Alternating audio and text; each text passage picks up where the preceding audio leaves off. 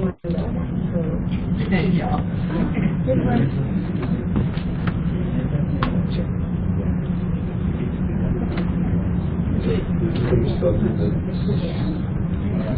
This is like nothing. Easy one there. Yeah.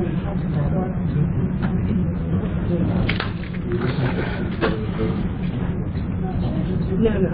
The votes. These are the votes for the people. And here it's not on your temperature, Dave. Yeah.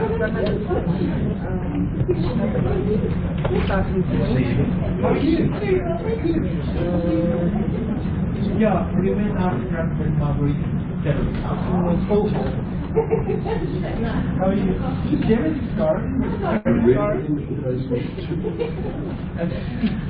So I'm comparing this is from and we checking from email the same message and then you can count it. Okay, so I will save this and we'll give you this file. We have a computer. Is that what happened?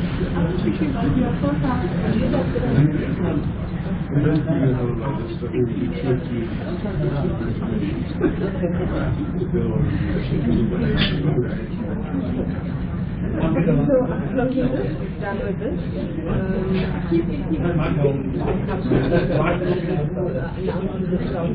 We'll just have to add this number to the other to actually get it to. And now, when after the resolution thing, you close it, then we're going to and they vote for so they feels to the name let me show you so what they want to do. How many people voted for this? No, so all that is on the list. So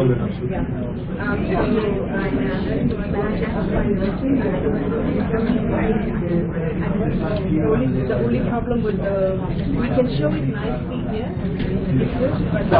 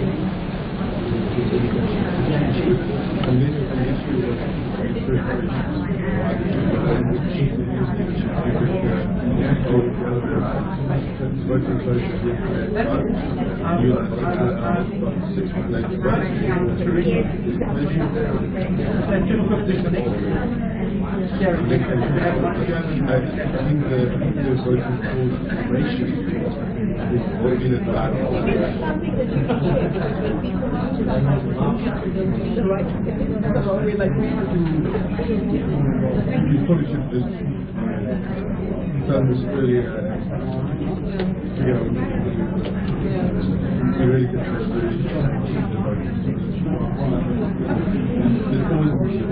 what I'm saying, I'm saying what the big they can create that and student way of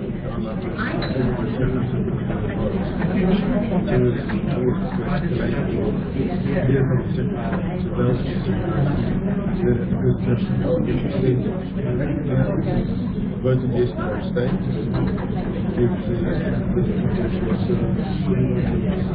I'm copying all the stuff from HubSpot in the final list for submission. For the submission on the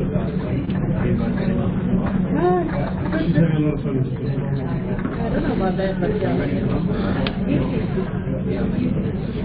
Good morning, everyone. Thank you very much for joining us. We'll get underway soon. We're just completing pre-voting checks for the audit. Thank you.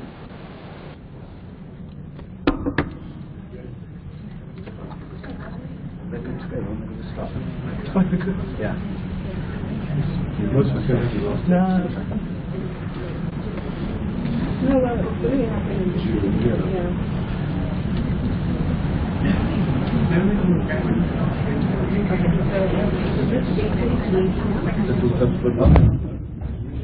We're all good to go? Elgin's one is Dave. Everyone ready? Who wants to stay here until 1? Okay. Everyone good to go? As you can see, I've just closed the door. You're all now locked in for the next 2 hours. So hopefully we'll come out with a result. So a very warm welcome to all of you. Quick introduction, my name's Colin Arles, and you please know I know absolutely nothing about customer experience. Nothing at all.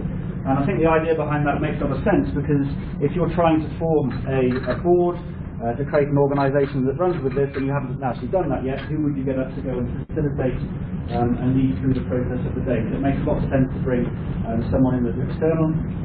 I'm about as external as you can get. I think when they were searching for someone, they must have typed on LinkedIn someone who knows nothing about customer experience. And who obviously isn't South African to give you that sense of independence. So hi, my name's Colin Arles. I'll do my best to take it through, and hopefully we'll finish on time, and we'll have no tech issues on the way, so that you get the result that you collectively are looking for. Coming up in a minute, we'll have Eldon kicking off with one of the presentations. Then we're going to go after that through to, if I've got this right, Seema. Then there'll be the first vote. At that point, after you've done that, there'll be a bit of a time while the audit process goes through to confirm what the vote was, so that if you can hold, we'll give you the opportunity to go and use the bathrooms. If you don't know where they are, there's the signs outside. They're on the left and the right respectively. As you go out, I won't tell you which side's the male and the female, because I'll get it wrong. I do warn you, though, having used one of the bathrooms, that the taps, at least in the men's, don't seem to be working, so just think carefully before you go. You just push the silver button. Oh, you push the silver button, so I might go and do that because I've got soap on my hands at the moment. And then another thing, just to make everyone here in the audience aware, we're on a VoIP WebEx call, so there are people dialed in and listening. And will they be voting as well, or they'll be voting at the same time that you guys do as well? So before we kick off, any questions so far?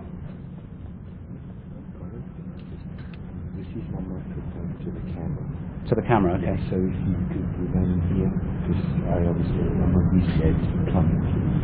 And they're not picking it up from there? No, unfortunately not. No, picking it up. Okay, all right. I'll try my best to stand here. I'm not very good at doing that. Yeah, I know.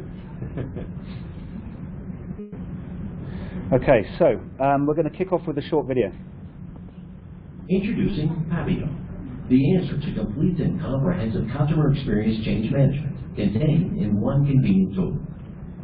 While conventional customer experience software focuses on voice of the customer and customer experience measurement, they don't give you the tools required for effecting actual change or following through to implementation. Data is great, but if it doesn't result in actionable change, its value to your company is limited.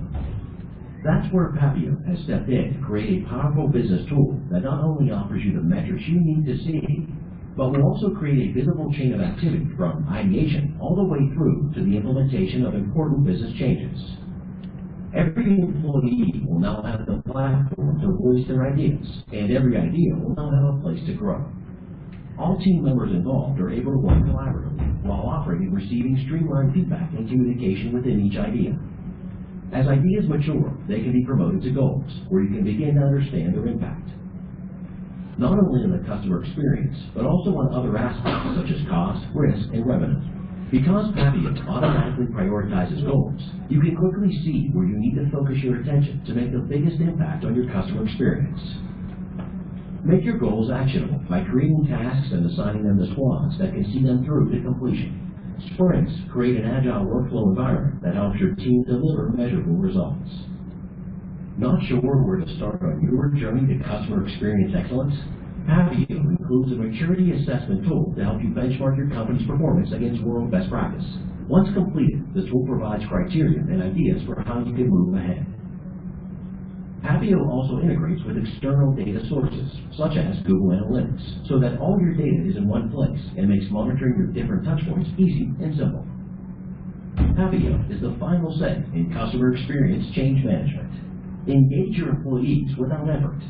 Streamline business processes. Analyze channel performance. And drive tangible customer experience change within your organization. Ready to begin? Get your free 30-day trial now, or request a demo to get started. Very cool. So, who's representing? Is it Papio? Papio. Are you? Do you want to does everyone know? So, if you want more information about Papio, this is the guy to come and talk to. I've heard that they're doing a Black Friday deal. It's like $1 a user. No, okay, we're not going down that route. Okay. Papio every day is Black Friday. Okay, I think what we'll do now is we'll hand over. We've kind of done the welcome. Where's Eldon? Eldon, are you good to go? Let's kick off with the first presentation. Thank you.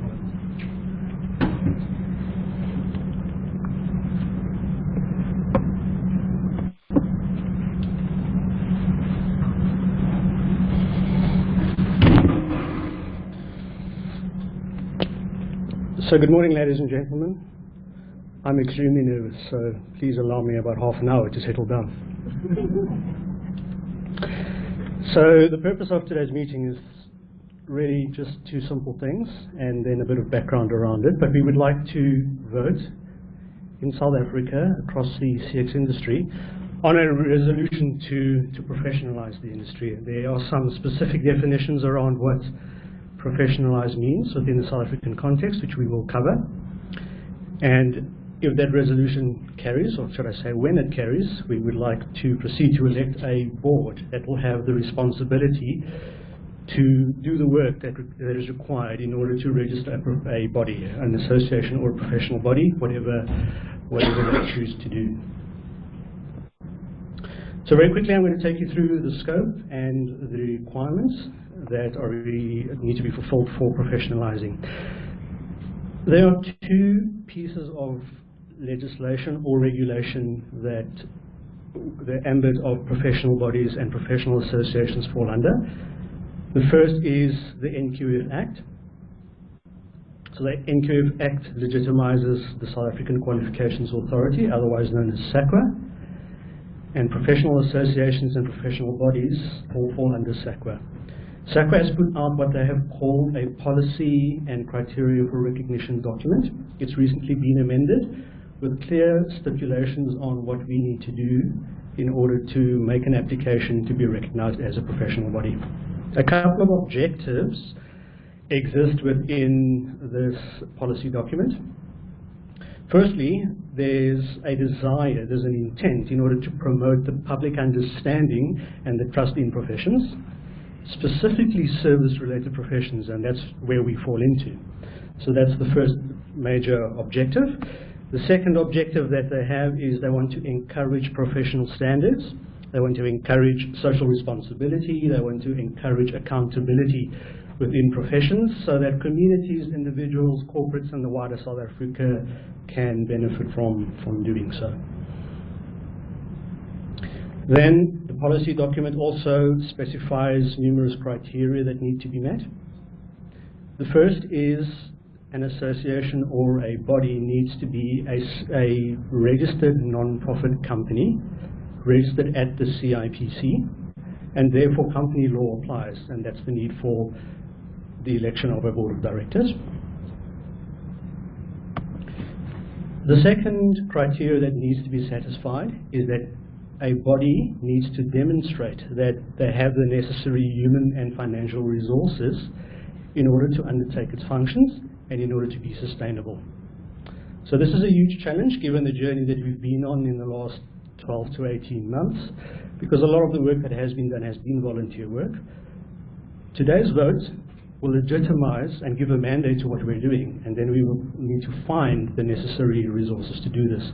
And that can occur in a number of ways. It can occur through sponsorships, and it will occur, in fact it must occur, through memberships. So each of you will be invited to become an inaugural member of a Customer Experience Association. We look forward to that.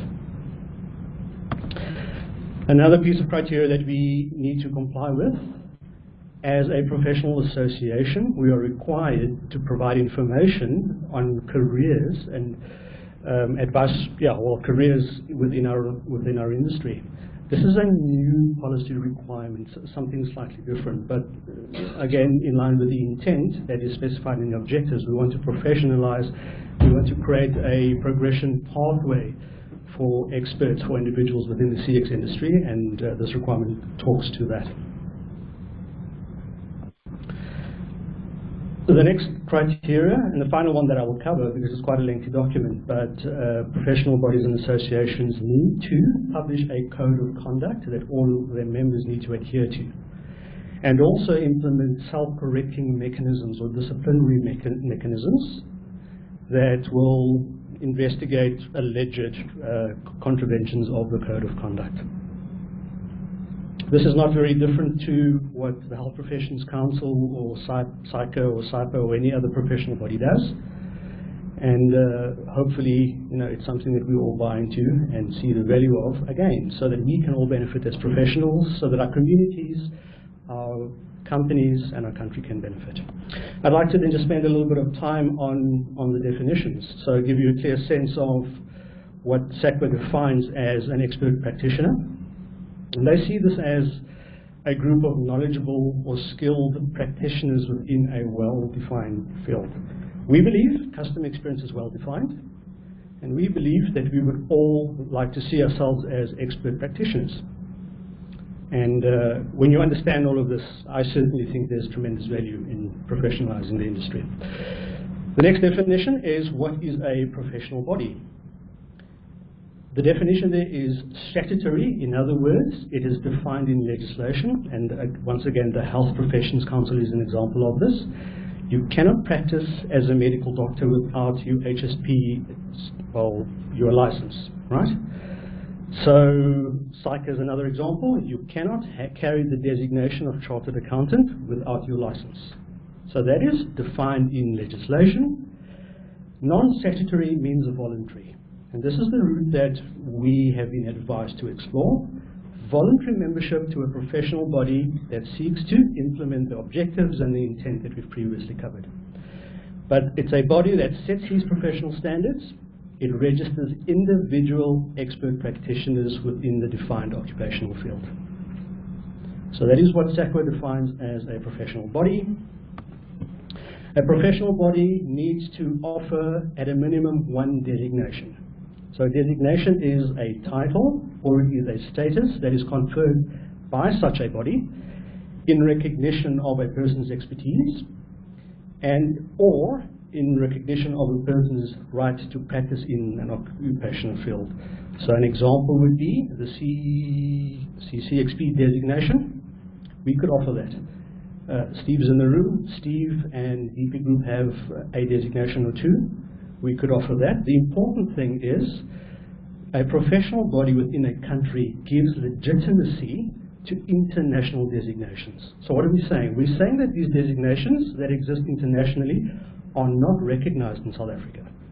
We're seeking to provide a vehicle in order to do that.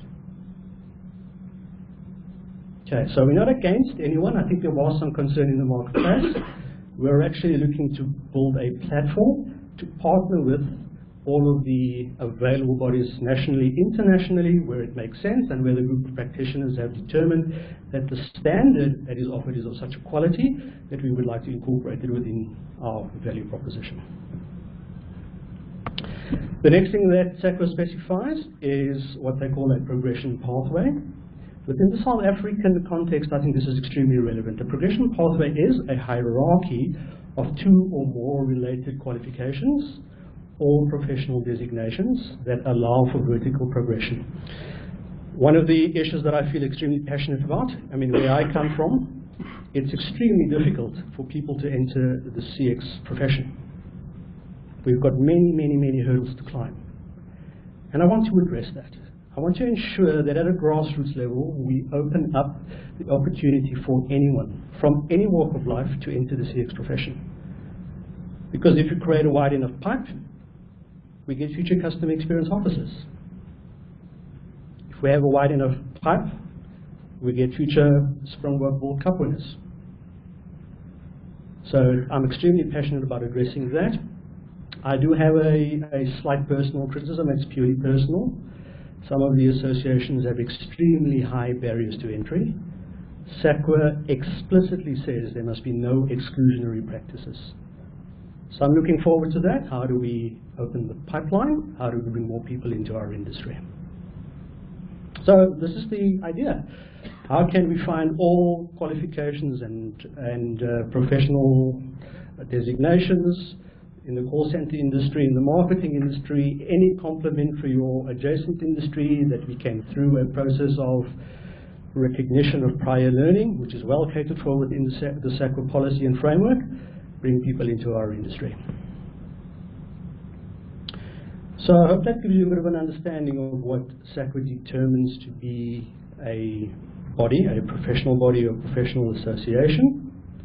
I would like to ask Seema just to give us an overview of some of the work that has happened during 2019, if any of you are not familiar with that. Thank you very much for your time.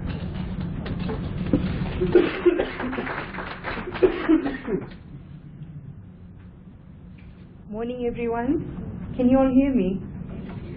Okay. So I just want to start with who was actually at Consulta when there was a CXSA program? Anybody? I think Alden was there. Okay, one. Okay. I can't remember the day on which that happened, but it was the day on which it was post-CX Day. We met in 2018, I think. And no, it wasn't, 2018. And Lynn was there, and Lynn said, guys, everyone has been talking about this. When is it happening? And she left us with a challenge to actually set up a session. And we decided, okay, fine, on the 9th of November 2018, we're going to go and decide what to do. And we met, and the nice thing is that we had a clear, everybody was interested, but there was still quite a lot of noise because a lot of people felt that it wasn't shared widely. So we decided that we have to go ahead, let's actually put together a group of volunteers to actually do some background work and look at which is the best way to structure.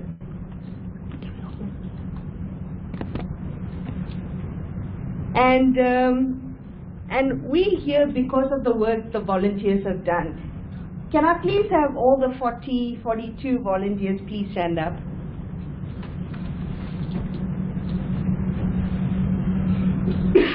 Okay, we're missing a few volunteers. I know some of them are traveling, some of them at work. Just want to say a big thank you to all of you guys who've been part of this journey with us. And we couldn't have got here without you guys.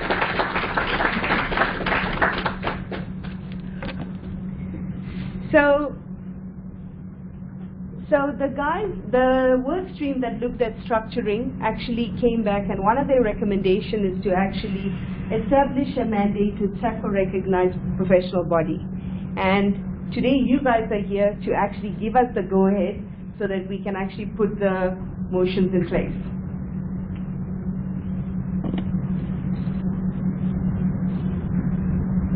And the work that the work stream did, it was actually shared with the public, CX stakeholders during the various conferences in South Africa. So there was one in Joburg called the CX World, and one in Cape Town called Customer 360 Africa. So anybody who went to those sessions would have had an opportunity to go and take part and understand what happened, what the recommendation was, if there was any questions, they could have actually asked the questions at that time. So we even made available email address, so if anybody does have any questions, they can actually write to us. And I must say, we've had very good response. I was at the one in Joburg, and it was so good to hear Andy from Bepesa, right, actually say he's so happy to see that something being done that is actually beneficial for the whole industry. So to have somebody who's not actually even in the customer experience industry come and tell us that, I think that is quite an achievement. So over the past few years, we've been asking people to show interest, and we've been registering on them on our database. So we've got 390 CX professionals, stakeholders, who are actually interested. Last year we were sitting at 279. So that is quite a massive growth we've done in this year. But I think we can grow it much more. There's a lot of other areas that we can bring into this umbrella, like user experience, digital experience, people who focus a lot on employee experience. So I really hope you guys will join us to actually grow this industry, because I think we can do a lot together to actually build a really good human experience for the citizens of South Africa. One of the key things that we looked at from in the work stream is the definition. And one of the things we decided, let's actually just agree on principles for now, because there's so many definitions out there. So let's agree on principles. And the key principles that we agreed on is that let's do something that is based on science. And context is very important, because we live in South Africa. Our reality is very different from the reality of America, US, the East. So the context is very important. Respect the past, yet looking forward. So there's a lot of changes happening, even in SAQA space, because I think a lot of the things they put in place haven't seen the benefit to the grassroots like they expected. So one of the key focus for us needs to be, how are we going to make sure that what we put in place is going to be of advantage to the previously disadvantaged population in South Africa as well. And one of the key things we need to do is, we need to make sure we talk to people at different levels, including the C-suite. So I don't want to, we say C-suite there, but others are also important. So we need to make sure we talk the right language to all the levels, we talk the language that's appropriate for them. And simplicity is always going to work, and that needs to be one of our key focus. Here's a definition that we can use as a starting point. I'm not going to go through the whole definition. I was going to do a whole thing, and Eldon was like, no, this is an executive group, we shouldn't do that. But I come from all the customer experience team, so I would like to just use this opportunity for you guys to just connect with the person next to you, because we're human, we are humans doing business with each other. So one of the key things is that there's a lot of definitions. We're not going to go through all of that. But this will be a starting definition that they have agreed on, that the new board will take forward and build on, and see what is missing. If there's things that are relevant to South Africa, we need to bring on board. That's it from my side. Thank you, guys.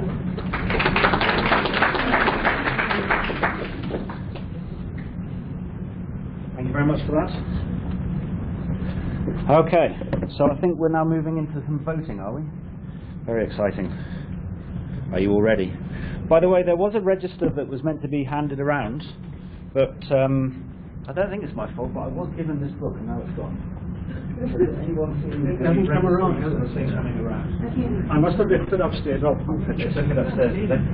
so please, I assume it's important, please do try to fill that out as it goes around. So on the voting, it's by now you should have received an email. I've gone onto screensaver so I can't show it. You should have received 2 emails as well, but this first one is just for the formation of the board. Vote on Resolution 1 form and association to professionalise the CX industry. That's what you should be looking out for. I think it's pretty clear. I had a look at the email. If you can find it, what you've got to do, you're going to be pressing on a link. That's going to take you through into your voting site, presumably SurveyMonkey or something else. and then it's either going to be a yes, no, or abstain vote, and then you click go. Can I actually How we are going to vote online? Sorry guys, if any of you can't access your email for any reason, what you can do is you can go to vote.cxsa.org.za, and it will have two buttons. One button is to vote for Resolution 1, and the other button is to vote for Resolution 2. But just in case, vote.cxsa.org.za. Sorry. And the other thing I was asked to mention is that when you're completing your vote, make sure you use the email that you'd originally registered for, so that from an audit perspective you can be tied up to the votes that are actually cast. Does that make sense?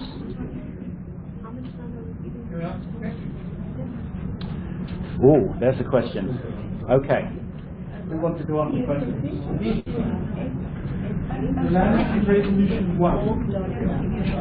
Sorry, I'd like clarification to make this. The language in Resolution 1 doesn't mention whether the body is going to be SAQA registered or not. Is that intentional? So for those on the call, there's a question on the floor from Clint.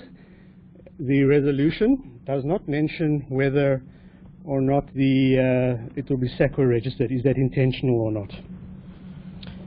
So the recommendation by a subcommittee of the G40 that looked into ways to professionalize have identified that a SAQA accredited professional body is preferred. That is the guidance. I would say let's leave it up to the elected board of directors to determine the path forward. We should require of them, expect of them to engage with the industry. I certainly would be in favor of SAQA accredited, but I think the board can take that decision.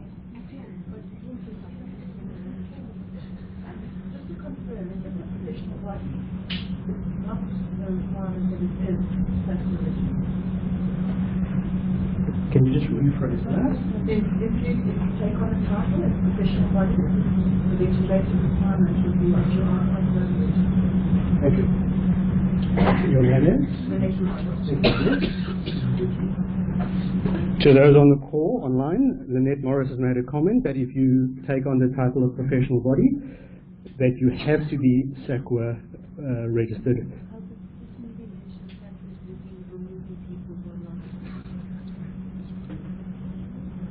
I have another question. If by what extension we call ourselves a professional body, therefore we have to be SAQA registered, my next question is how do we fund that? There's a question in the room. If we are a professional body that is SAQA registered, how do we fund that? Where does the money come from? Thank you, Clint.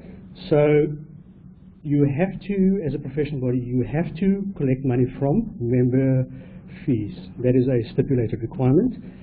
And we've looked in the marketplace just to benchmark fees that we see. It ranges from anything around 200, 300 Rand a month, all the way to a couple of thousand. So chartered accountants pay in the region of 5,000, 6,000 Rand per month. But certainly membership fees is a requirement, and of course you can set up tiers. The second way that I would say that you need to fund it is through corporate sponsorships or possibly corporate members. And again, that is a decision for the elected board to take forward, but those would be the two ways. Have we got a rough ballpark, based on the requirements set out by SAQA, what the average cost of the association would be that has? There's a question in the room. Do we have any idea, a rough ballpark of what the cost of a profession should be? The answer to that is no. It was not prepared for this meeting. In my exuberance and enthusiasm, I did do some modeling, some financial modeling, but there are a lot of assumptions, and I don't think that it's something that could be shared in this room because we didn't have someone with financial background look into it. A lot of different professional bodies have different parties and services that they offer. So once you've got your membership, you expect the service offering to be charged, but at the same time, like for example, the statutory requirements to be much higher, whereas you can run it all depends on what you want to make out of the professional body. I mean, if we look at something like SAMRA by way of example. Remember that people are online, so we want to include them in the conversation.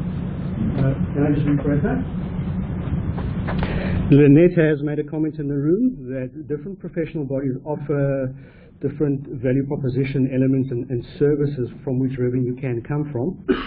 So it all depends on what you want to, have I got it right? It all depends on what you want to achieve with your association. Dave? Yeah, so what, I don't need a mic. I'm a drama student. I mean, if you look at SAMRA, by way of example, so there are typically in all these organizations both personal and corporate memberships. Obviously the corporate memberships are much higher, and I would imagine that there would be significant benefits for a corporate to belong to a customer experience body of this nature, because then the body endorses them as being an organization that is trying to drive customer experience. So there's value, I think, for the organization themselves. And then, of course, there are the personal membership fees. Now, I would imagine that those two things become the cornerstone of how one would fund this sort of entity. But as you correctly say, there's also services around training, around mediation, around whatever might happen in our world.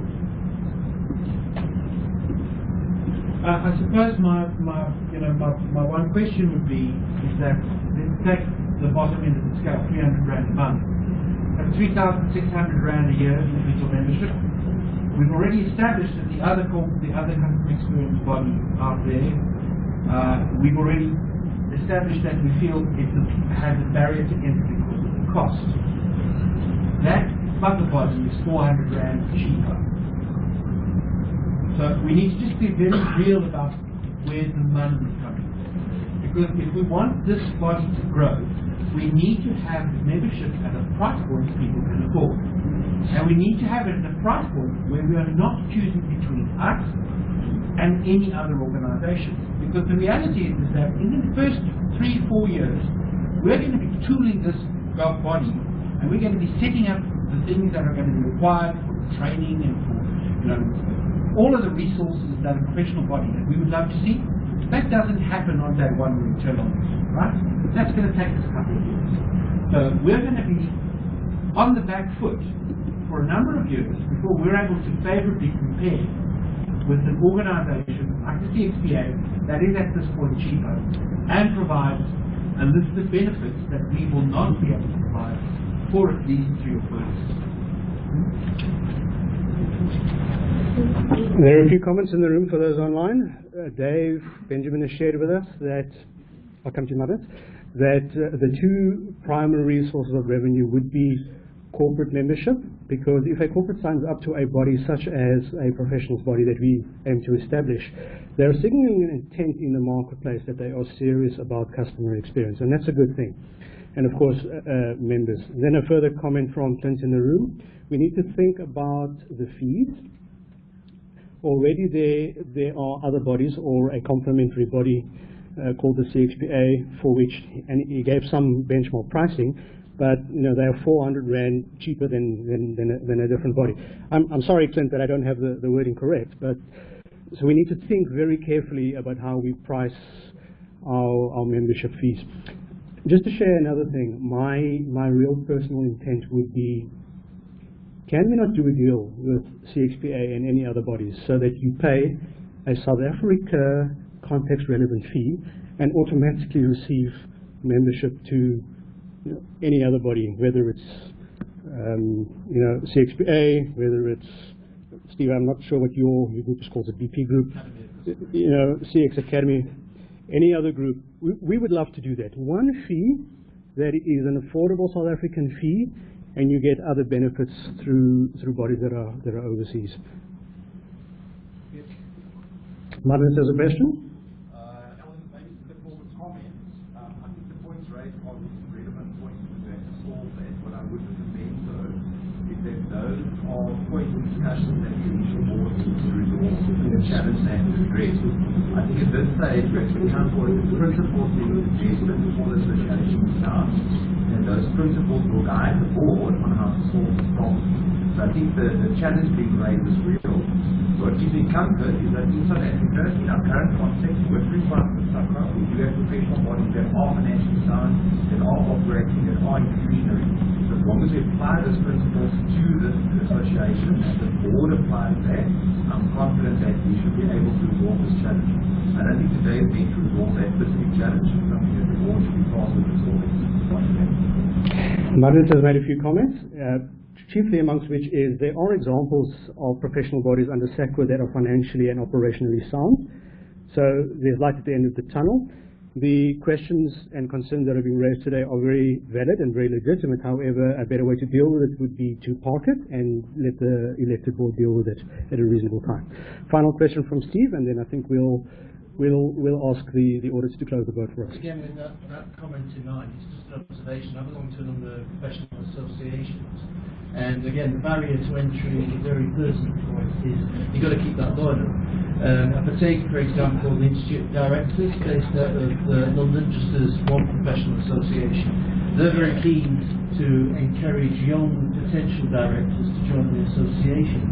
And they subsidise that is through a corporate membership fee, where obviously the larger corporate entities that can afford a larger budget effectively are subsidising a lower price point for the individual members.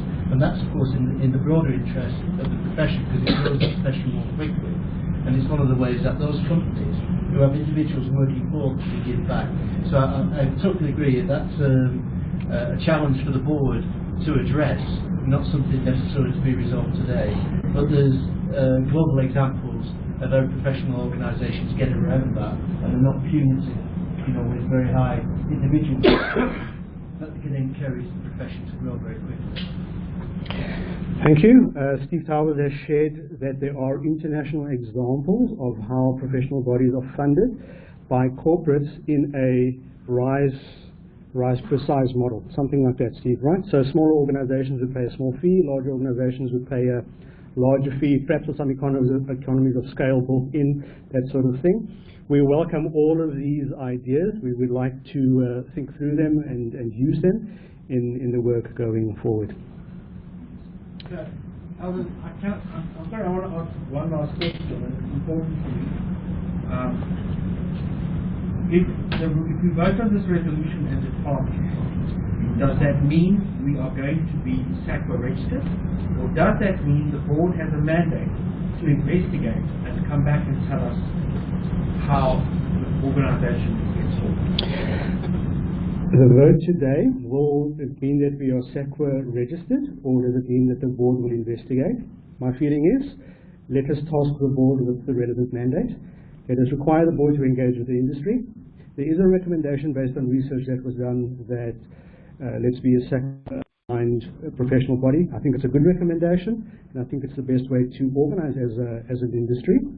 But I think let's leave it up to the board to take forward. You can't make that recommendation in the absence of cost, because it's an organisation like this, it's financial viability, which is a requirement factor. So, if we don't yet know what a potential budget will be, then a recommendation to go with SAQA at this point is premature, because we don't yet know whether we have the membership and the financial needs. Point taken, Clint, but I don't think we can resolve it today. As a non-profit company, I think there's low risk. So Clint's point for those online, we need to understand financially what we're in for before we can register with SAQA. Point duly understood. Let's delegate it to the board. May I propose that we close the vote? Has everyone had a chance to vote? Has anyone not voted? Yes. We'll just give it 3 more minutes and then we'll close the vote. Anything I recommend? Go on your web browser to www. Bisa kang ibangkan Evan. Macam how much is one? Yes. Vote. Vote.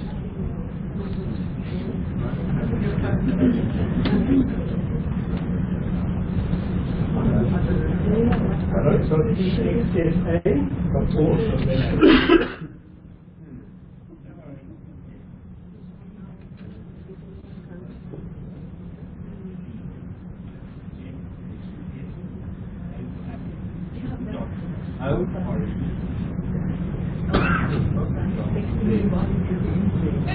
very difficult.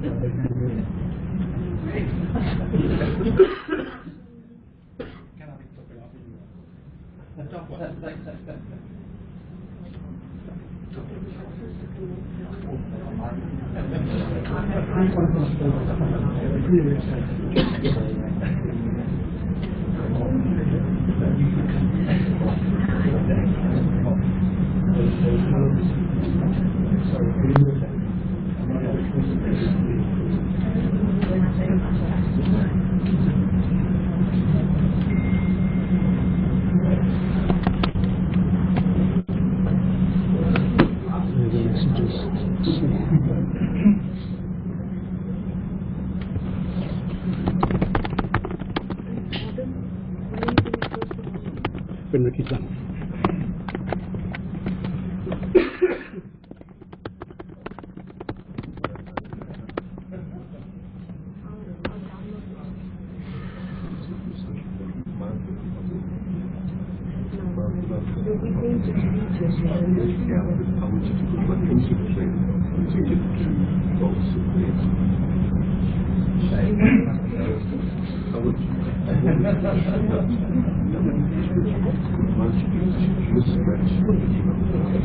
Yeah.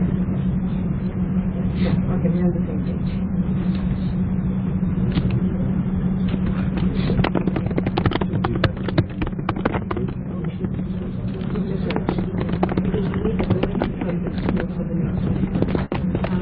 Does anyone still need time to vote? One more person?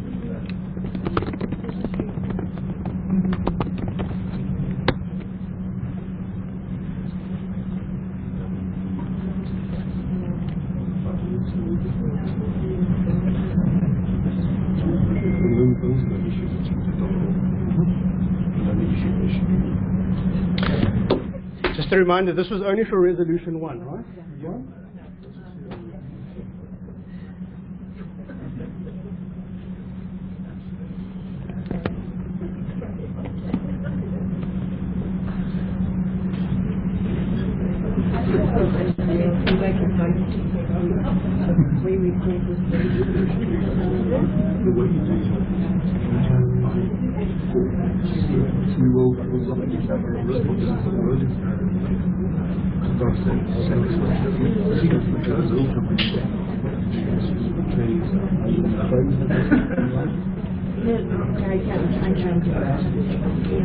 Alright, so we're going to close off that vote now.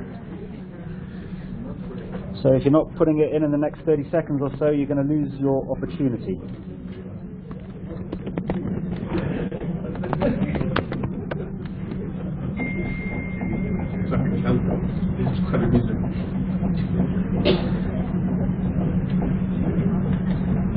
How would you want the vote closed? On time or shut it down? I'm watching you shut down. Let's go.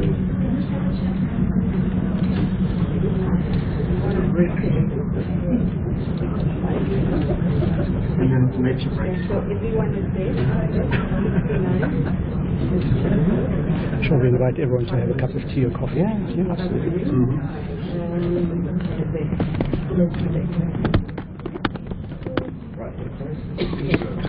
Okay, that's the voting for the first resolution closed. Now what's going to happen is Miles here. Do you want to stand up, Miles? And I'll use myself after. Let's go and count it first. You'll go and count it first. So he'll go and count it. They're telling us if the tech works, it shouldn't take too long. I'd suggest a 10-minute break. Go and grab a coffee upstairs. We aim to be back here at that'll be 10:30. 10:30. Is that all right? You're back here at 10:30. If you haven't filled out your name on the book, maybe you can just do that before you run off. That would be handy. Thank you very much.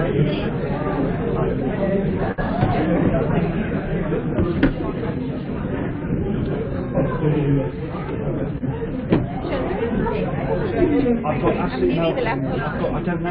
Actually. No, but they are going to be here. Yeah, tell them. They'll be here.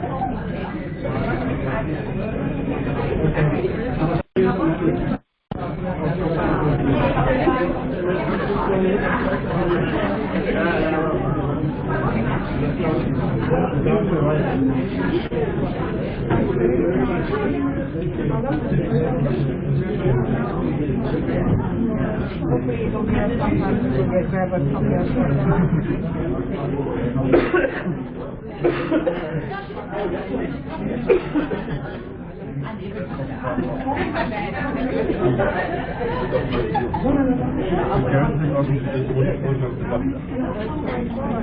Thank you.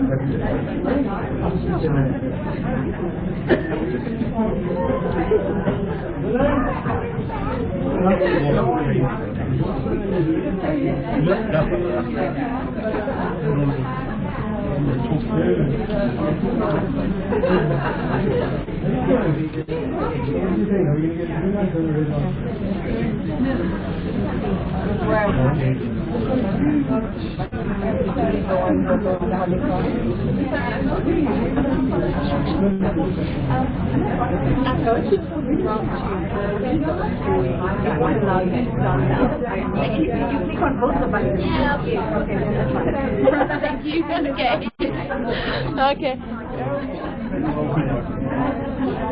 No, you wouldn't because you won't allow it.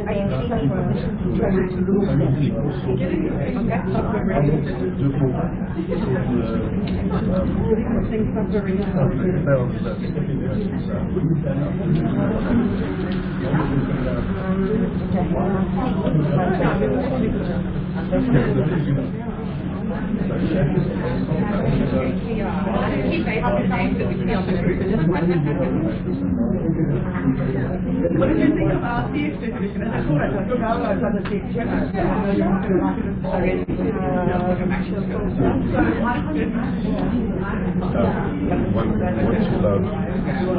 Sorry, I know you're nervous. I'm not trying to make it worse.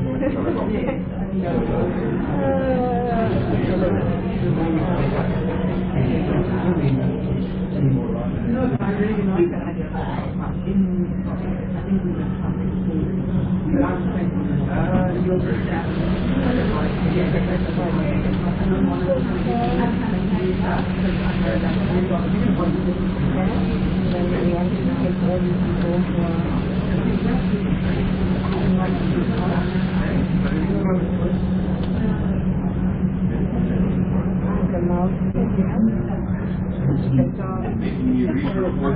I bet you I'll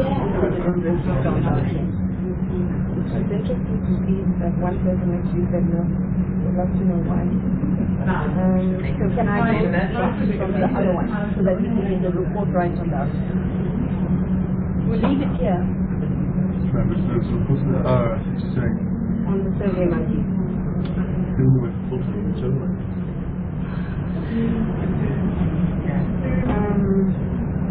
See, what they allow is can be made. I've never used it. talked about the leg.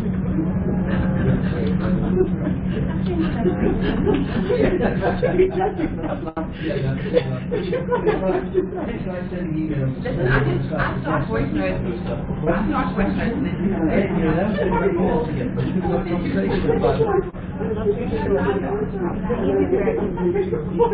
Why don't we do the vote on, why don't you say social media So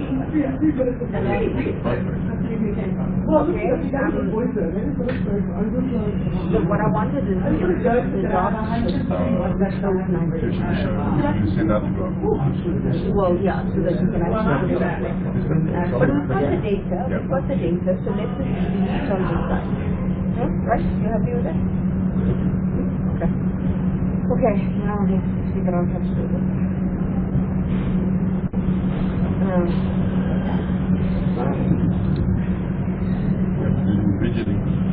can have to find out what the common number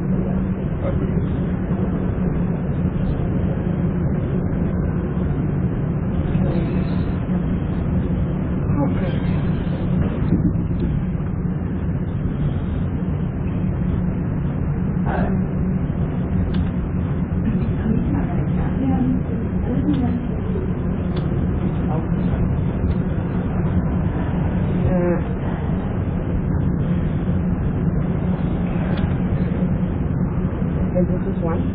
It's running.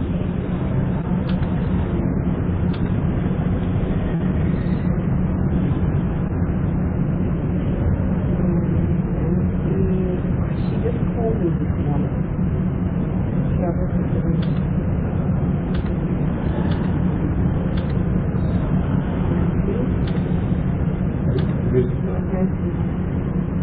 No, this next one is coming to you now.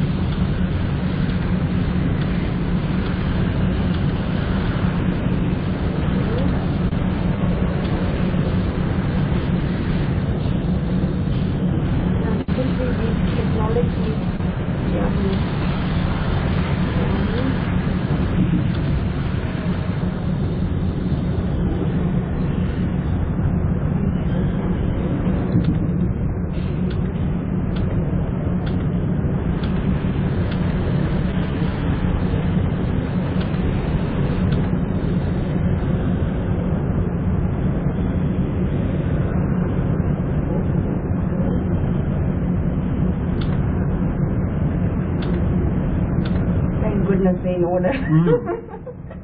Whatever we did it right. Smile. In order that was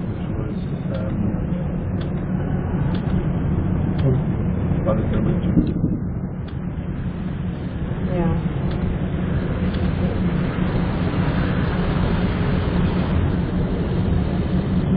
These people are going to come the same in the second one. Yeah, I know. How's it looking? Yeah, almost done.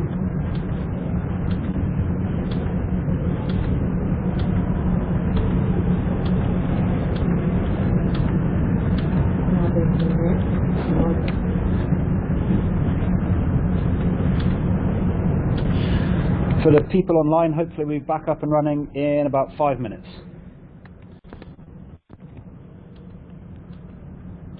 Thank you. Thanks, we're just enjoying the conversation between you guys. Don't know how you can hear that and not the other stuff. Are you guys shouting? I don't speak to that. We do telepathy here, you see. I planted a bug under the table. Okay, so the outcome as a result of that is the result. No, you second and check the extra methods as well.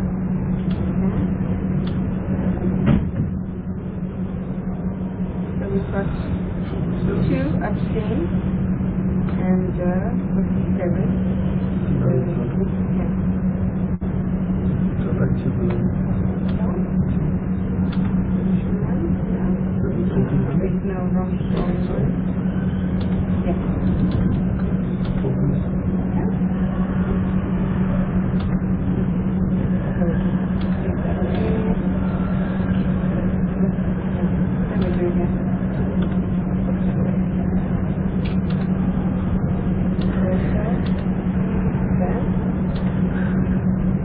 And then you want it here, right? Okay. You want the support, and you also want not here. You want the tribute.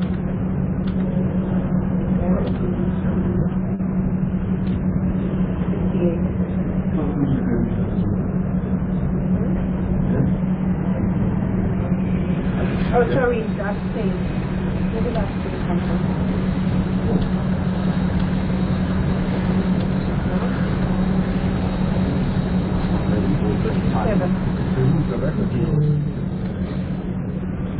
$57, yay! Are you happy? The duplicates, yeah. On the first one. 57. The problem with the second one is... Oh, that's going to be another one. Can we... Oh, the second one just has the top 7. Yeah. Where's Elvin? I want to... We can... Is this the... What is this? That's video, but you need Oh. that part, not that part. Oh, never mind. Rather than... It's fine, 57%. Do you want something to bring or anything? No, 57. What is it? No. It doesn't matter. 97. Round it off.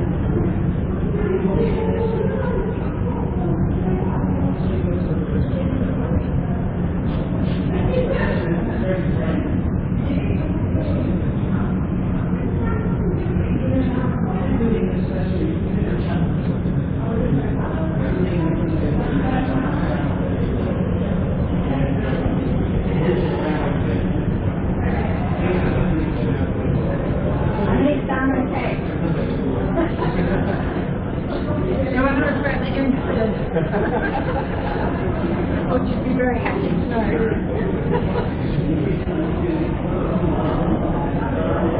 Now I can't remember where I was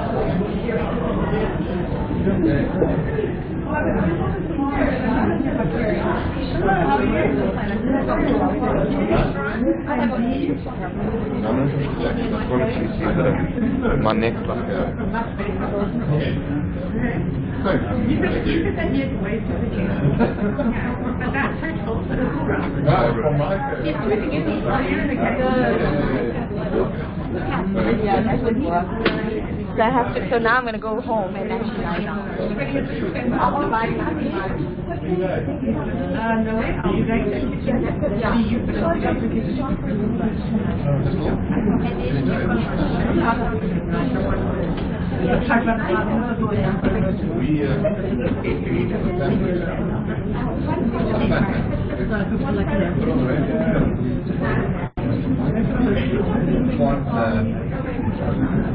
That's okay. No, I worked till looking on the no, I left on the Georgia stuff. I left in the office, so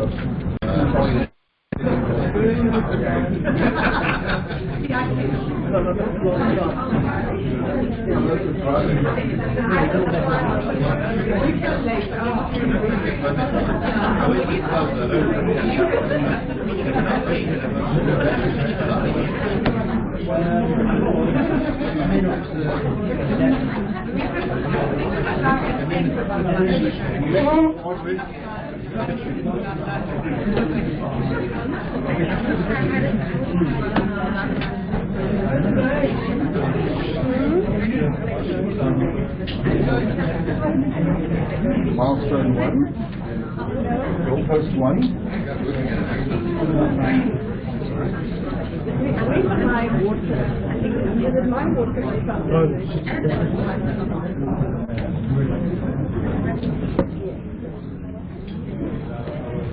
All right, guys, let's kick things off. Miles, you ready? I'm ready. Okay, if you'd like to join me up here.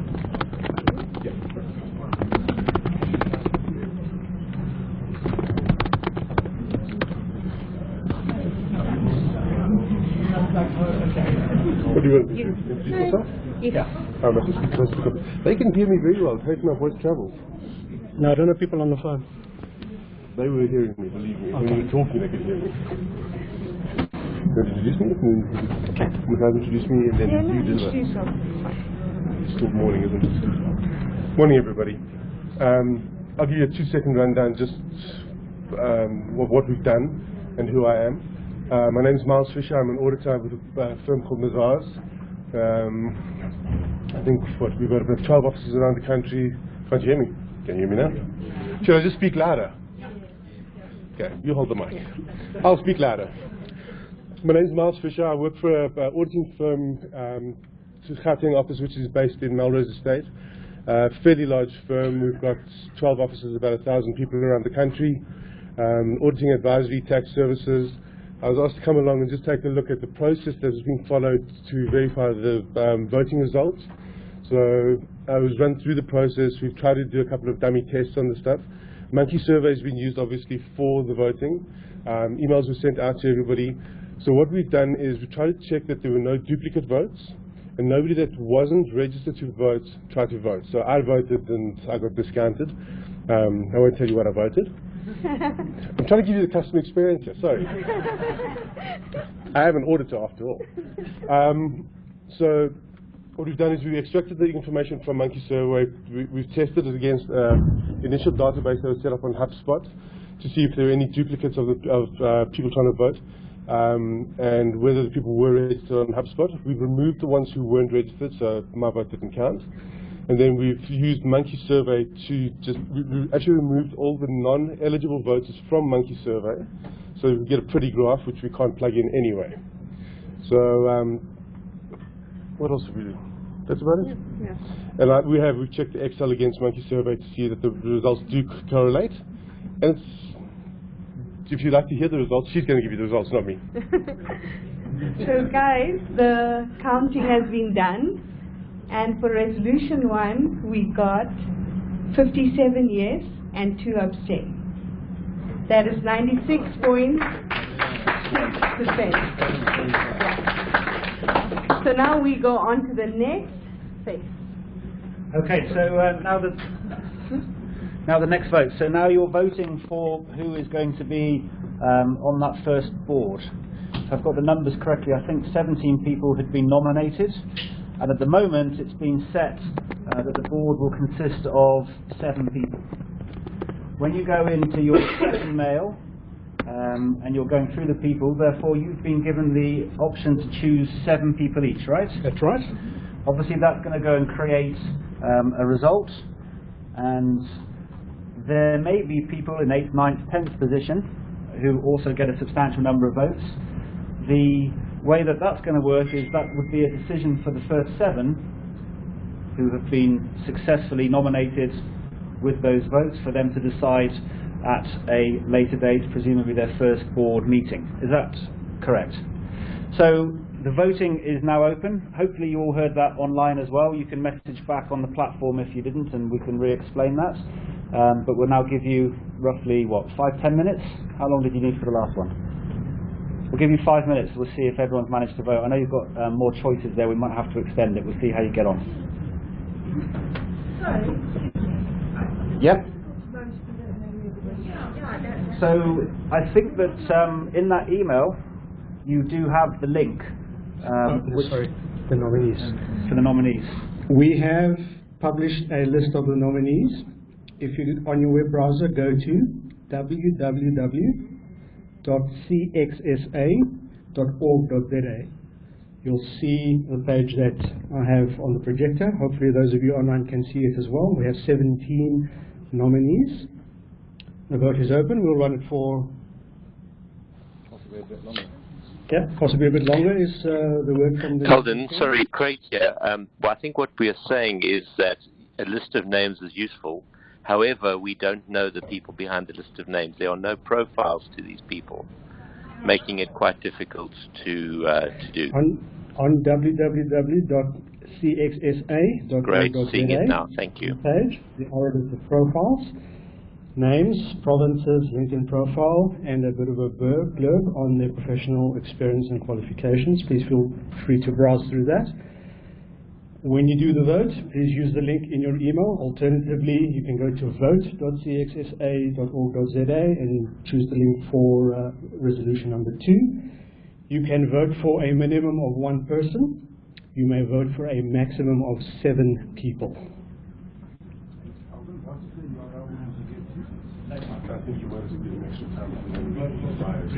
Yeah, that's what I was thinking. But you sent me before, so I don't. You've got to make a decision about how much time you want to give it.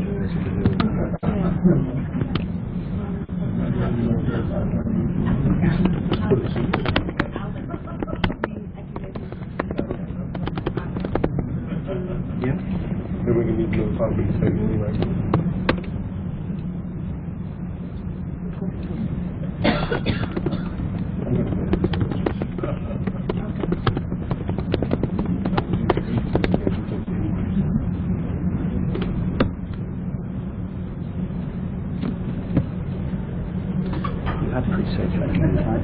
Yes, we had. No, not really. It was in the email. It only went out today. But the information on how it will work we went earlier. That's a slight problem. I haven't had time to study the profiles. The profile went live 2 days ago. And they would have known about that. Oh, so you did send the profiles? Yeah, we told them on Wednesday to be published here. Okay. So I think people are just busy and they didn't get to the emails and so on.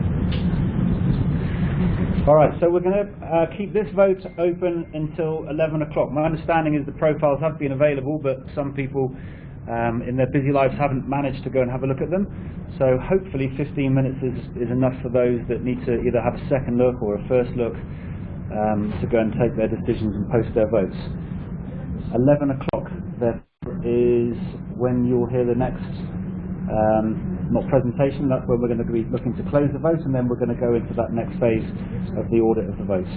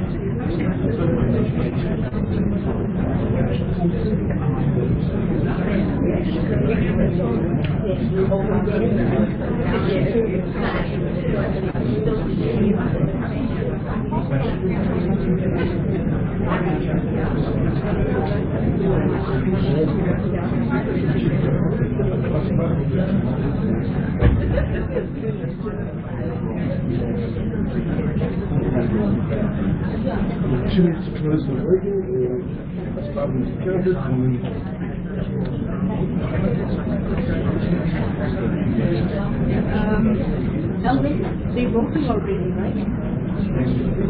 Well, when we say we're closing the vote at 11. So, I'll just let people. Everyone online, please take note that the auditors agree that we can close the vote at 11 a.m. That's in roughly 3 minutes' time.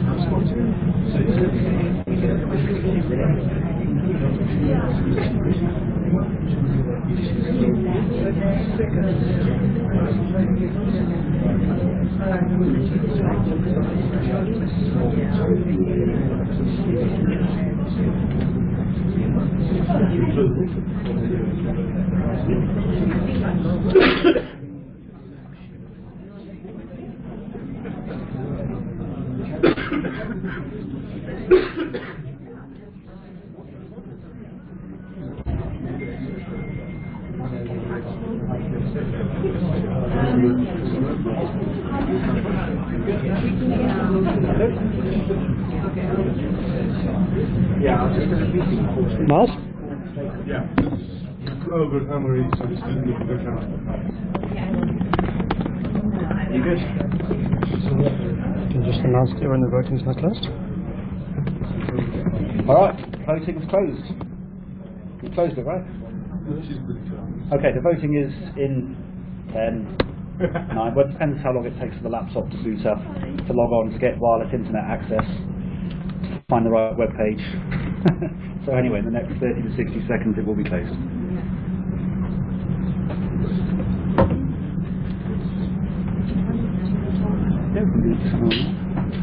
How long do you think? It took us 7 minutes left, because there's still more people, so do it 12. Give it 12 minutes. Alright guys, so as you saw last time, it takes a bit of time for the audit process to go through, and we can expect this one to take a little bit longer, as we've got 7 choices which need to be aggregated and put into some beautiful pie chart, graphs, checked, everything else. So you've got 2 choices. It's totally up to you. Grab some coffees. I'm very happy also just to chat to you about exponential organisations, purposeful organisations and exponential technologies for 10 or 15 minutes if you're interested. It's totally up to you. To give you a little bit of insight in what that means and why it might be interested is to start with what is exponential technology and what are exponential organisations. So I'll just do that as an intro. I won't be offended after that if you decide that you'd like to go elsewhere. It's a bad choice. Sorry? I've seen your voting processes and in all of you know.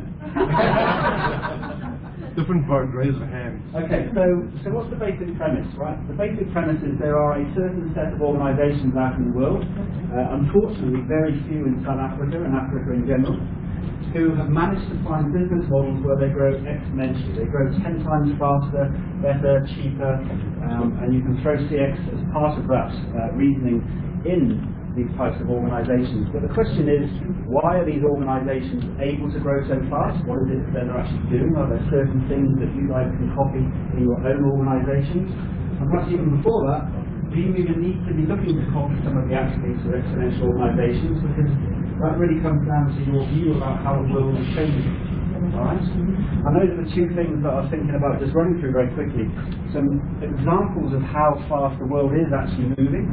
As we're sitting here and we're doing our business and it's Black Friday and you're going to go off and have your weekend with your family and friends, it's very difficult sometimes to actually realise just how quickly things are moving. Right? And I think that's because human species, we're really good at adopting things and accepting things. The iPhones and the Samsungs that you're holding didn't exist just a wee decade back. And yet now, think how powerful they are, how many apps you use, and how that's changed pretty much everything in terms of everyone's lifestyle, whether you're 60 or whether you're 50. And that's just one example, right? The trouble is, as consumers, it's great. Things get cheaper, faster, better. We've got more choice. We can do more awesome things, travel further, do business in a very different way. But if you are running a business, it's an absolute disaster if you're not thinking ahead 3 or 4 years of what the latest trend is going to be, how that's going to affect your industry, your organisation, because literally you're going to go bust if you're not thinking about that. That's the exponential world as a starting point. On the organisational side, there's another set. There's your Googles, your Facebooks, we just throw out the brand names, your Ubers, your Airbnbs, and in fact there's thousands of companies out there, many of which we've heard of, especially in places like China, across every single industry who are disrupting pretty much everything. So incumbents have got a really, really significant problem, right? If you've been doing your role, your business, your task, your project, whatever it is that you've learned over the last 5 or 10 years, you're now starting to have to realise that you're in a world where just simply doing what you did yesterday is very unlikely to be good enough if you want to survive and thrive in an exponential world. So that's the intro. I was just going to do 5 or 6 minutes about some examples of exponential technology to get you into the mindset, and then some examples about how companies are actually riding that wave. So those that would like a coffee because they're already bored, now's the time to move on. For those that are dialed in, obviously you can do whatever you want. I'm not even sure that you can actually hear, but it may be being recorded if you wanted to listen to it at a later point. Right. I don't have a pen. What I'm going to do is ask you to imagine this. Here's a straight line. That straight line, if you can picture that in red, right, for the rest of this piece, is the progress the world has made over the last 150 years. It's linear, and it's been really, really slow. The alternative is that we're now in a space which has really started to develop over the last 10 years, where things are moving incredibly quickly and exponentially fast.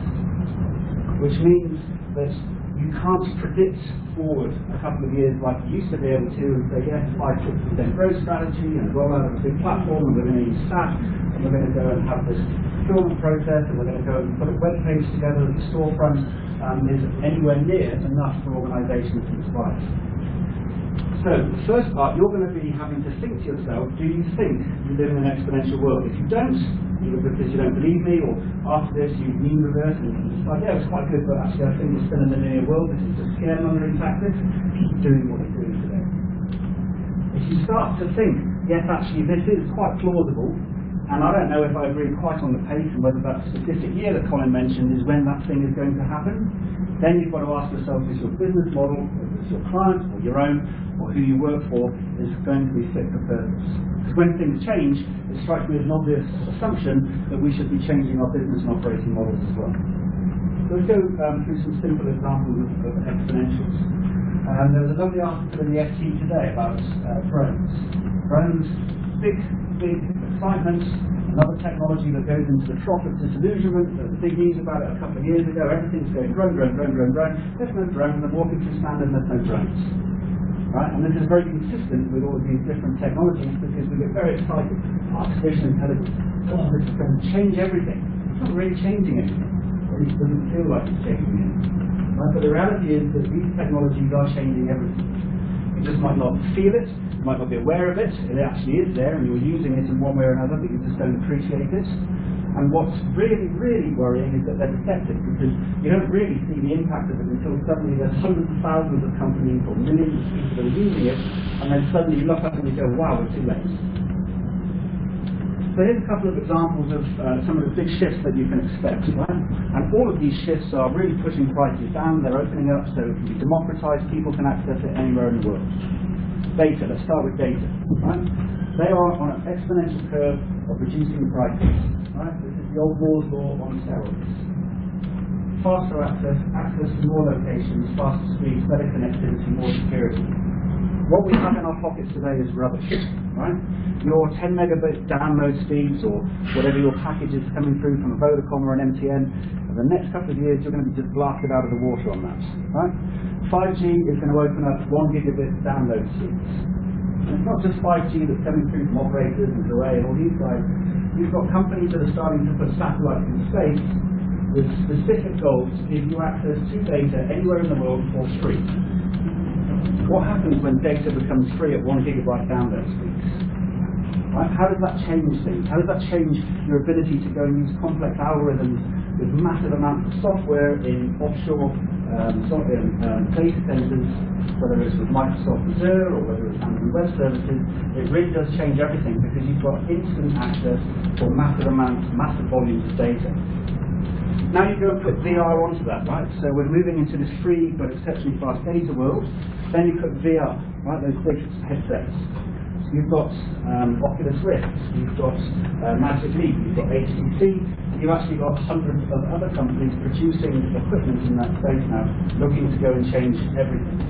Now it's not going to be long before those big headsets, which are fairly unpleasant in all honesty, are going to be starting to reduce in size. The guy, the CEO of HTC I was chatting to earlier in the year, he actually is predicting that you'll be able to go and have the same experience with something the size of a pair of glasses that you're wearing.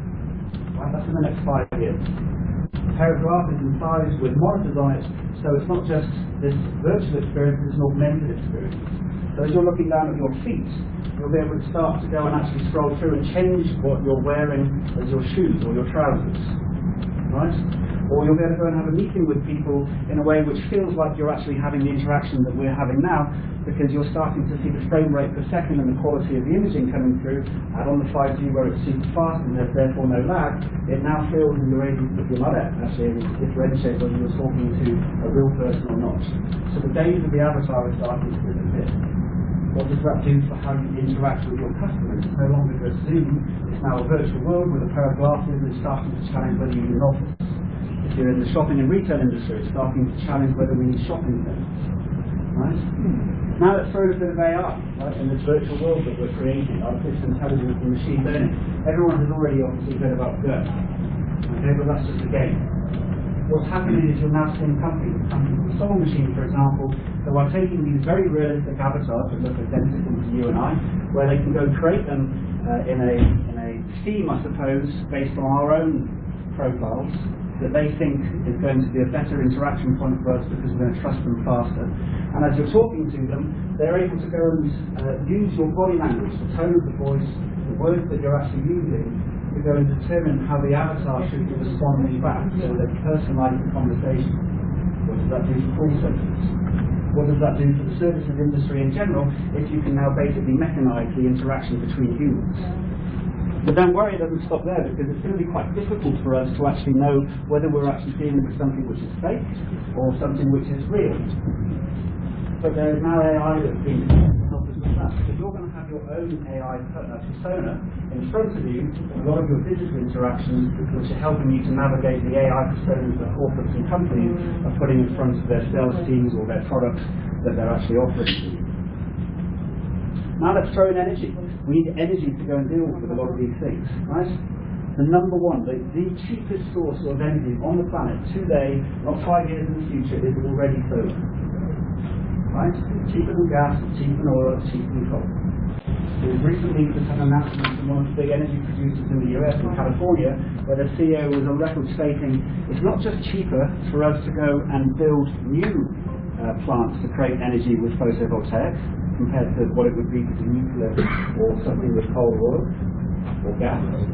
It's cheaper for us to build these plants rather than maintain and upgrade the existing infrastructure that we've got. So you're seeing exponentials in that space because photovoltaic has continued to go down 20-30% in price for the last 20-30 years, and it's not stopping. With new inventions coming through, and just simple economics actually, where you have something called Swanson's law, where the more that you produce, the more the price goes down, the more people buy it, the more the demand goes up, the more demand goes up, the more people come into supply, they get more efficient, there's more competition, it makes the distribution easier, which pushes the price down, more people buy it. This isn't even a technology revolution, this is using existing technology. So when you're looking at South Africa and you're wondering what's going to happen with companies like Eskom, I don't see how they actually get out of this problem, because they're sitting there with a linear mindset about where they think things like photovoltaic are better. The reality is that if you aren't already putting solar on your roof, because there's a 4-year payback on that today, where it's cheaper after 4 years from that point forward, you've made your money back for the cost of the asset cost to go put it in, you're starting to see that 4 years go down to 3 years and 2 years. And there's plenty of evidence. Again, in California, Los Angeles, places like San Francisco, where they're ahead of the game than well, many years ahead than we are in terms of adopting these technologies. Every time you put a panel on your roof, you see a $6,000 to $7,000 increase in the value of your house. So there's a clear benefit for people to go and do that without subsidization. So it's actually a bit irrelevant what you see Eskom doing from a centralized perspective, because they're going to move the market to people like you as individuals, service companies whose energy demand isn't anywhere near as needy as if you're manufacturing steel, for example. But then again, you and those types of companies is 60% of the revenue stream for organisations like City Power and Eskom. They're going to have to find the reverse of the spiral to keep themselves profitable, to maintain existing infrastructure for coal particularly, which I don't know how they have to do, because everyone can afford it, should be moving off that. But on the bigger picture, you're now starting to imagine it's not just one technology, is really what I'm trying to get you to think about.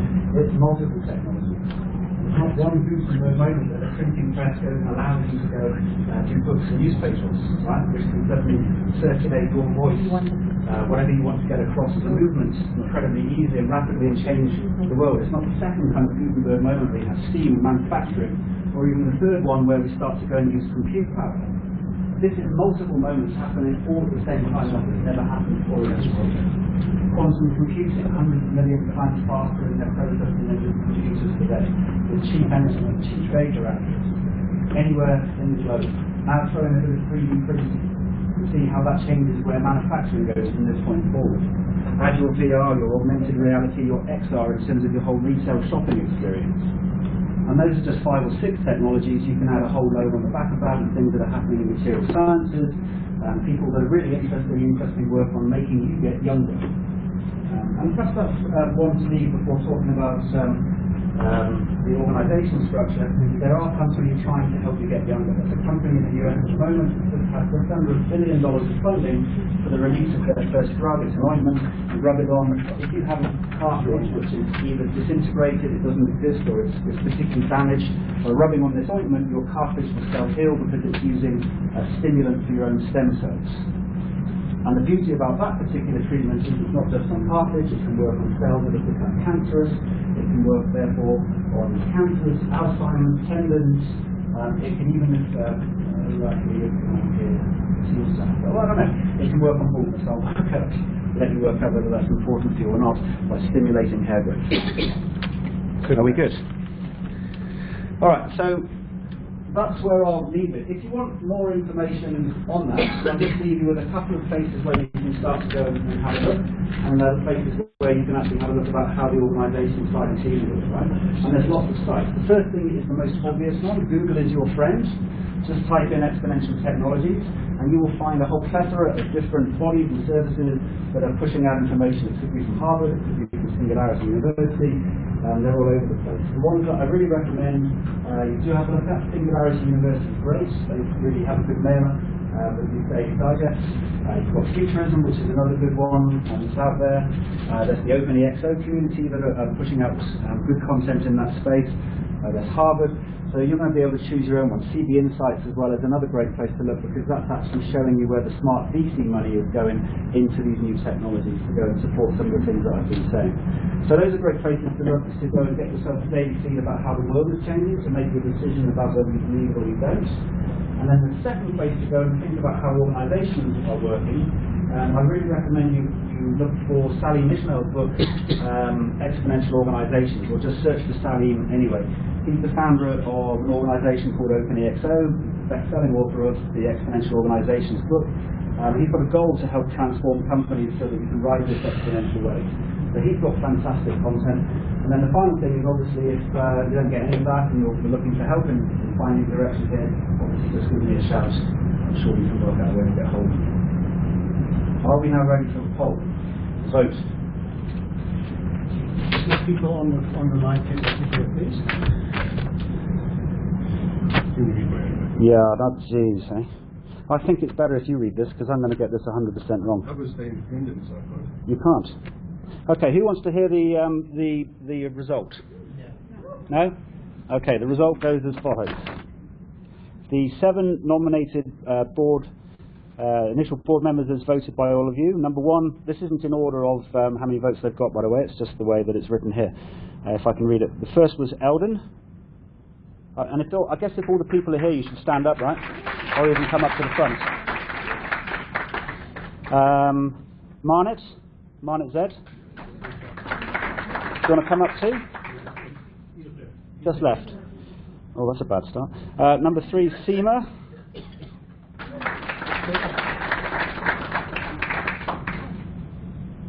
Number 4 is Lynn. She's overseas, but on the call. Well done, Lynn. This one's difficult to read. Is it Mumbi? Yeah. Is that pronounced correctly, Mumbi? Okay, well done, Mumbi. And then we've got Serena. Well done, Serena. And this could be Dave. Dave? Okay, Dave. Well done, Dave. So, I think I'll hand over to you now for next steps. Who wants to say what happens next? Because it ain't me. There's no goal. There's nothing to vote. So the next step that we propose is that the board members convene within a very short period of time, hopefully before the end of the year, in order to plot out the next steps. So it's a meeting about a meeting. And that all that remains to be said is thank you very much. We appreciate your time and your participation. We look forward to seeing you soon. I just want to say a big thank you to Dave for helping us to actually pull this event off, supporting us with me, and the amount of technical assistance he's given us that has been unbelievable. Thank you. And also to the 2 people who came to my rescue at very short notice, to Miles and to Colin. I really, really look forward to working with you guys in future, and I'll see how I can assist, because you've done me a huge favor. Thanks, sir.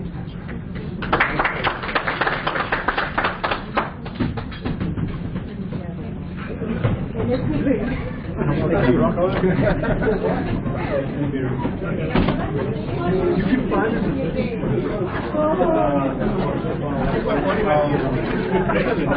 I can. Yeah. Wonderful. When we need it in future, I think very convenient and very well located. Now that we know the text, we're sick. How are you? Oh, no, that's fine. Well, thank you for coming.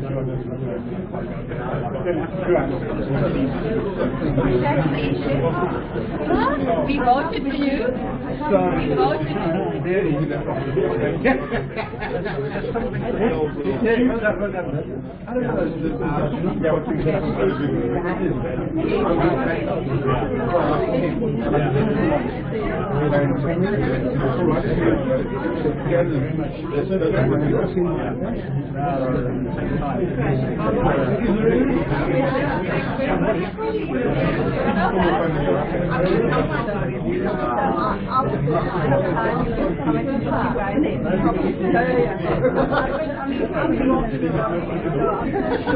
I can open some of them. Okay, I'm glad you're doing it. Thank you, I know. Stick with us. We will rub off CX on you.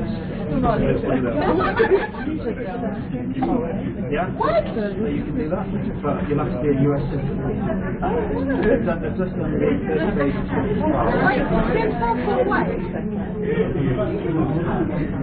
Can you smoke? There's old saying around that, but I'm not going to go there. You don't need to, right? I remember the first thing we did. When you were in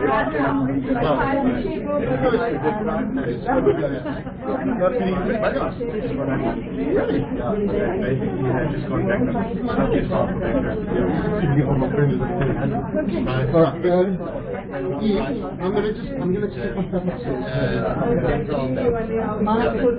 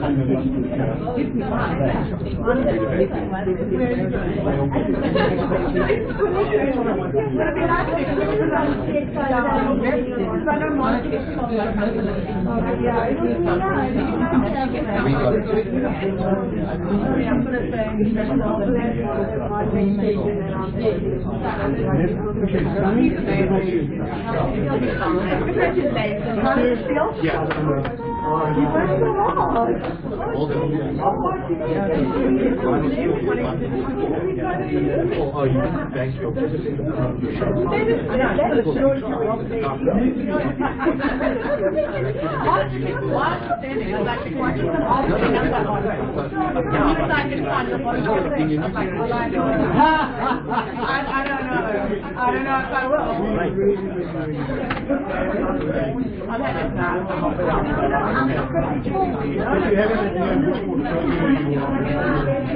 You know what? I take those orders. I put them up maybe it takes them very much order.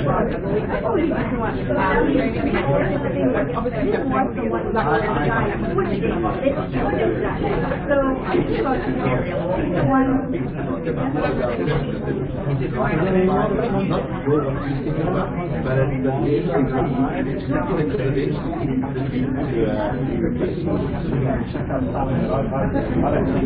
Well, because if you think that's something they've already done it. You know what? I'm not a super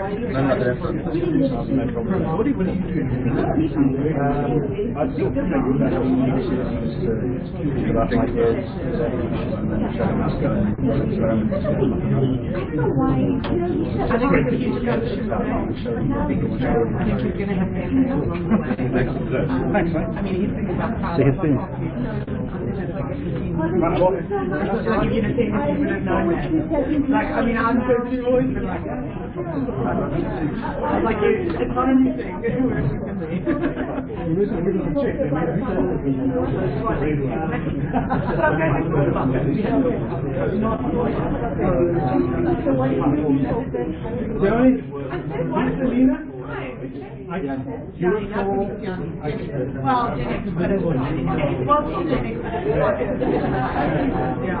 This is my sister from another Mr. Ricky. This is my brother from another mother.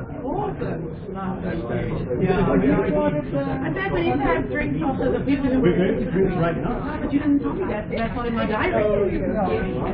Oh, which diary? And Marnix is also like, so we're doing something before the end of the old lady early next year.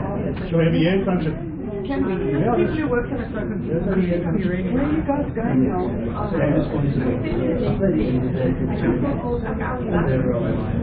So 2 to 3 hours in the time of the meeting wrong in my diary.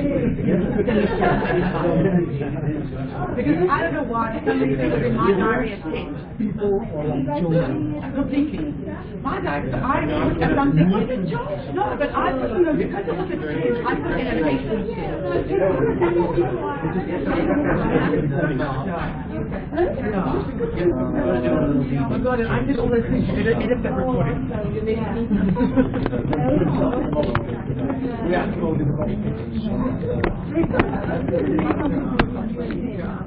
But I had an 8 meeting because I thought it was 10. I was like, meeting. Nothing calendar in myself. I'll see.